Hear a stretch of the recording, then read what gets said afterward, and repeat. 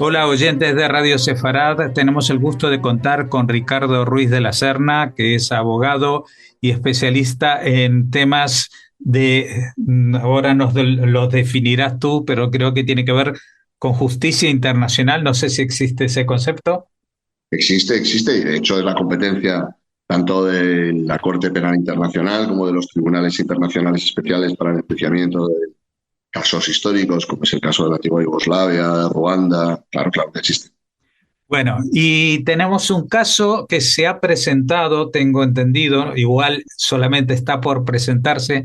Hay un grupo, una entidad, un israelí llamado Shurat Adin, que tiene un muy buen prontuario en cuestiones de reclamos internacionales. Yo recuerdo de contra terroristas palestinos que se presentó en Estados Unidos y que tuvieron que la autoridad palestina hacerse cargo de las compensaciones económicas por la muerte de ciudadanos estadounidenses, etcétera.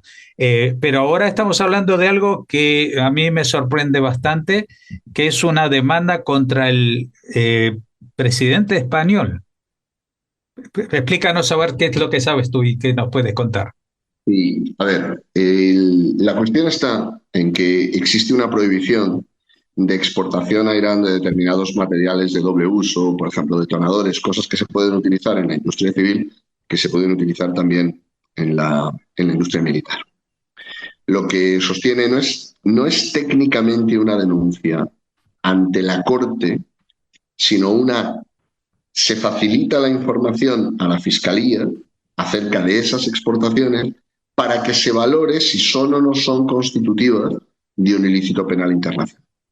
La cuestión, en el fondo, Jorge, es que la Corte Penal Internacional no conoce de casos de denuncias concretas, sino que conoce de situaciones en las cuales puede haber uno o más responsables penales.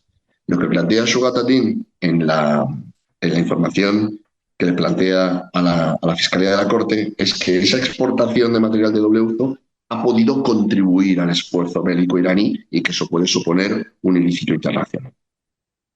Un ilícito internacional que podría, digamos, en el que podría estar implicado el propio jefe de gobierno de un país.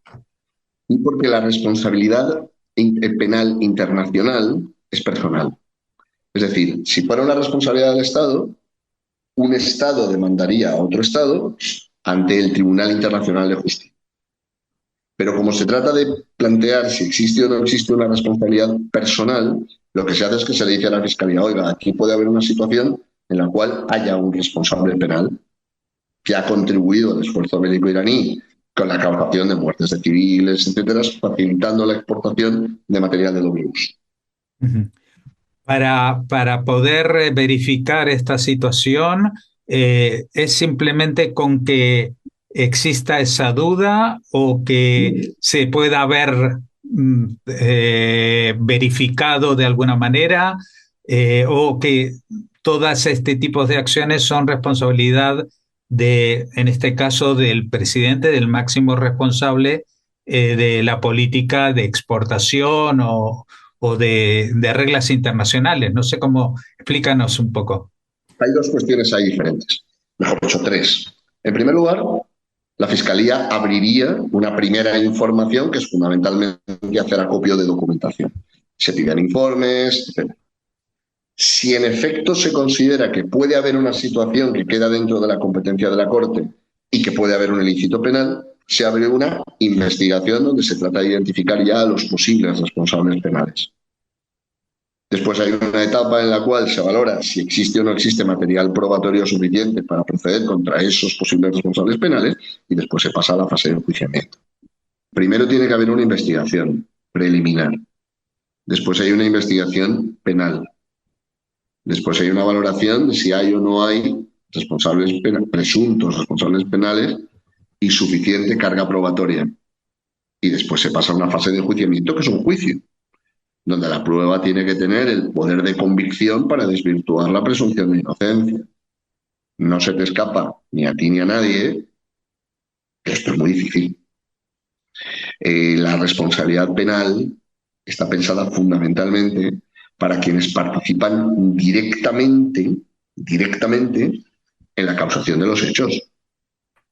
Es decir, la responsabilidad penal inicialmente está causada para el que ordena la ejecución o el asesinato de civiles desarmados, de prisioneros de guerra. Construir la responsabilidad penal de quien toma decisiones se puede, ya ha habido condenas, pero tiene que haber una relación de causalidad muy directa entre las decisiones que se toman y el ilícito penal, en este caso, por ejemplo, crímenes de guerra, de los que se acusaría al régimen iraní. ¿Cuál es el problema del material de doble uso? Precisamente que es de doble uso. Entonces, no bastaría acreditar que en efecto ha habido una exportación de material. Es que ese material se haya utilizado efectivamente para la producción de detonadores o de otros explosivos.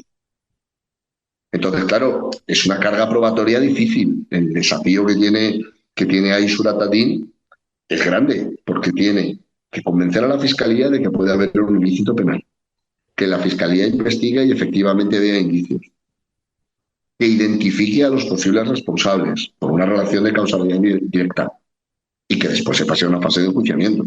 Quiero decir que el esfuerzo de Surat ad-Din es de un enorme valor jurídico, pero hay que ser también consciente de la dificultad que el proceso penal tiene. Según tengo entendido, no todos los países participan en el Tribunal Penal Internacional, ¿no? No, los magistrados del Tribunal Penal Internacional, o sea, no todos los países nombran magistrados del Tribunal Penal Internacional. La Corte Penal Internacional tiene su propio sistema. Y ha habido, de hecho, algunos magistrados que han sufrido sanciones por parte de otros estados, por ejemplo, el caso de los Estados Unidos. Uh-huh. Y también, no sé si tiene algo que ver, pero en alguna ocasión se hablaba de la posibilidad de acusar al primer ministro israelí, Netanyahu, a través del Tribunal Penal. En el mismo modelo, lo que ocurre es que Israel no es un estado parte de la Corte Penal Internacional. A eso me refería. Pero los estados que sí son parte pueden realizar medidas tendentes a poner al primer ministro Benjamin Netanyahu a disposición de la Corte. Es el famoso tema de si puede o no puede ser detenido. También el Estado puede no ser parte del tratado, pero si aquel que está requerido por la Corte pasa por el territorio de un país que sí es parte del tratado, puede ser detenido y puesto a disposición de la Corte. Entonces, claro, sí. No, digo que España sí forma parte de esta... Sí, sí. O sea que en el caso hipotético y muy difícil, pero que si esto se llevara a cabo, podrían pedir la detención del presidente.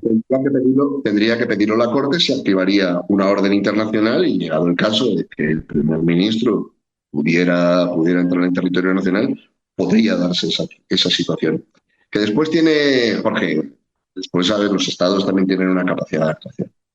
O sea, ha habido gente buscada por tribunales penales internacionales que han atravesado el espacio aéreo español y su aeronave no ha sido interceptada. Y han aterrizado en Madrid y han estado físicamente sobre el territorio español, pero técnicamente no habían llegado a cruzar el puesto fronterizo y por lo tanto no habían entrado en territorio nacional. Es decir, hay un margen de tecnicismo, si se quiere, pero sí, esa situación que describes podría darse. Y ahora una pregunta más genérica, entonces, el tema de la justicia internacional o justicia universal, esto... no, pero no es lo mismo. No es lo mismo. No es lo mismo. No, se parece un poco, son primos hermanos, pero no es lo mismo. Justicia universal quiere decir que hay países que consideran que tienen jurisdicción para juzgar hechos ocurridos fuera de su territorio y sin ninguna vinculación con él. El ejemplo típico que se suele poner es el ilícito de piratería o el tráfico de esclavos. Es decir, si un Estado agarra un barco cargado de esclavos, puede enjuiciar a los responsables del tráfico de esclavos, con independencia de que hayan estado en el mar territorial de ese Estado o no, con independencia de que haya nacionales de ese Estado o no. Ajá. Y ha habido casos juicios, por ejemplo, por asuntos militares en Argentina o por el régimen de Pinochet en Chile, que se ha planteado, pero esto era jurisdicción universal. Ajá. La justicia internacional, la justicia internacional es una justicia donde no se cuestiona la jurisdicción por razón del territorio, se cuestiona la jurisdicción por razón de la materia. Es decir, si se trata de alguno de los elementos que el Estatuto de Roma, de la Corte Penal Internacional, establece. En este caso serían crímenes de guerra cometidos por el régimen de Irán, presuntos crímenes de guerra cometidos por el régimen de Irán o presuntos crímenes de guerra cometidos por las fuerzas de defensa de Israel. Y en el caso de la acusación que se está intentando construir desde Yurat Adin, ¿es colaboración o algo así? Colaboración. Una Vale. colaboración eficiente en los crímenes de guerra que se le atribuyen al régimen de Irán. No. Eh, ¿Esto funciona o no funciona? La pregunta, ¿no? Porque Ha habido digo que han a ver, habido casos que sí hemos visto, como el de Milosevic de la antigua Yugoslavia. Creo que también algo con Ruanda-Burundi en esa guerra, aunque no estoy sí. seguro. Y, pero yo recuerdo en alguna ocasión haber hablado con alguien responsable de este tipo de cuestiones, con el régimen, respecto al régimen uy, De Asa, de Siria o el de Saddam Hussein, quizás. o el de Sudán, porque al El de final Sudán. el de Sudán se había cursado, pero hasta que no lo derrotaron las propias fuerzas internas del país, tampoco ha pasado nada. Y también estamos viendo que hay, disculpa que hago muchas preguntas juntas, pero que el actual jefe de la Guardia Revolucionaria iraní es uno de los acusados en el caso AMIA, que ha tenido lugar en Argentina contra una institución judía no israelí hace muchísimos años, y pues no solamente que no ha sido juzgado, sino que está al frente prácticamente del país, porque no se sabe si el ayatolá realmente dirige algo, ¿no? Lo que pasa es que los casos que ponías al principio, el caso de Milosevic, por ejemplo, fueron enjuiciados por un tribunal especial, el Tribunal para el Enjuiciamiento de los Crímenes Cometidos en la antigua Yugoslavia o para el de Ruanda. El caso de la AMIA, el terrible caso de la AMIA, también es diferente, porque en el caso de la AMIA hay una causa penal, bueno, de hecho ha habido varias causas penales abiertas en la justicia argentina, y lo que se dilucida es la cooperación de Irán. Si Irán coopera o no coopera y cuál ha de ser el marco para la cooperación. Estaba el famoso asunto del memorando con Irán, que aceptaba que Irán iba a cooperar, pero solo en un marco pactado con Irán. Después estaba la estrategia de Sergio Nisman, que era, no, aquí no hay cooperación posible, hay que activar órdenes de búsqueda y captura internacionales, y cuando estos funcionarios iraníes abandonan el territorio iraní, detenerlos y ponerlos a disposición de la justicia. La gran crítica que se le ha hecho a la Corte Penal Internacional, y va un poco en la línea de lo que decía respecto a Sudán y en otro caso, es que al final solamente condena a gente de países que no tienen capacidad de influir internacionalmente, fundamentalmente africanos. Entonces se dice, claro, al final es muy difícil obtener una condena. Ha habido, por ejemplo, muchas denuncias presentadas contra el régimen de Hugo Chávez en su día, fueron archivadas. Se presentaban informaciones a la Fiscalía investigaba y lo archivaba. La Corte Penal ha sufrido en ese sentido críticas, ¿no? Se ha dicho, bueno, pues que la Corte Penal solamente condena a africanos.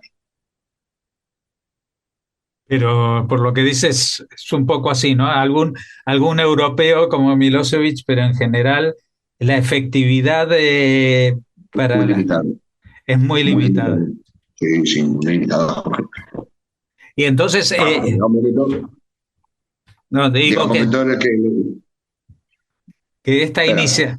sí, perdón, que esta iniciativa de Yurat Adin quizás tiene un fin que va más allá de lo estrictamente relativo a la ley o a la justicia, y quizás eh, persiga también algún fin de poner al descubierto de que este tribunal internacional que está tratando de acusar a Netanyahu tampoco es efectivo. Hacer que aflore una contradicción que existe en realidad, que existe. Que es que si tú tienes capacidad de influir internacionalmente, la Corte no va por ti, y si no tienes capacidad de influir, la Corte te puede terminar condenando. Claro, ese es un efecto que se puede producir. Yo no sé si es el objetivo que Shurat Adin persigue, pero es un efecto que se puede dar, el de que aflore la contradicción de que, oiga, cuando usted va contra alguien que tiene capacidad de influir, no pasa nada, y cuando usted va contra un responsable, un político africano al que acusa de un determinado crimen, pues ahí sí.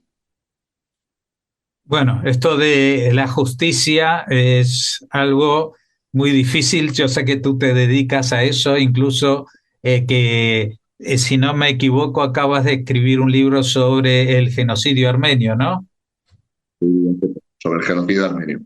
Que es un tema que... Decía un gran procesalista, no, perdona, Jorge, te No, no, decía, no, no sé tú, si te lo he tú. comentado, que decía un gran procesalista italiano, Piero Calamandrei, decía que la justicia existe, pero para que se manifieste tienes que creer en ella. Ajá. Bueno, Hay que ver, hay que ver, hay que ver los términos en los que haya planteado Shurat Abir no la acción, porque ya digo que no es técnicamente una acción, pero la solicitud de intervención a la fiscalía. bueno, la definición que me has dado de que dio esta persona se parece mucho a la definición de la religión, ¿no? Es decir, hay que creer en la justicia para que puedas llevar a cabo un acto de justicia.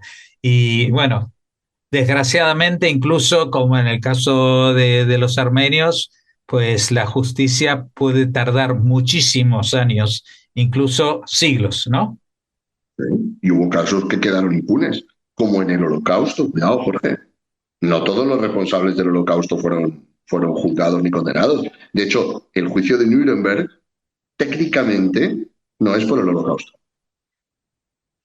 Incluye acciones que quedan dentro del Holocausto. Pero la sentencia de Nuremberg no condena solo por el exterminio de los judíos, y de hecho hay acciones que no quedaron dentro de la sentencia de Nuremberg. Bueno, me imagino que todavía quedan unas cuantas generaciones para llegar a, no a una justicia perfecta, que eso ya es demasiado, pero al menos para que tengamos una base común toda la humanidad, ¿no? Para lo que se entiende por justicia, al menos lo que entendemos en Occidente por justicia, porque también hay que cuando uno habla en estos términos, hay zonas del mundo o regímenes para los cuales la justicia es una palabra que significa algo bastante diferente a lo que muchos concebimos. Bueno, eso era lo que decía Platón, ¿no? La justicia no es sino la conveniencia del poderoso. Eso sucede también, sí. Bueno, te agradecemos mucho, Ricardo Ruiz de la Serna, que nos hayas dedicado este tiempo para hablarnos de esta noticia que nos ha sorprendido y no entendíamos muy bien. En general, los términos legales son bastante pantanosos para aquellos que no lo dominan, así que nos ha servido de mucho lo que nos has contado. Hasta la próxima. Muchas gracias, Jorge. Gracias. Hasta luego. Gracias.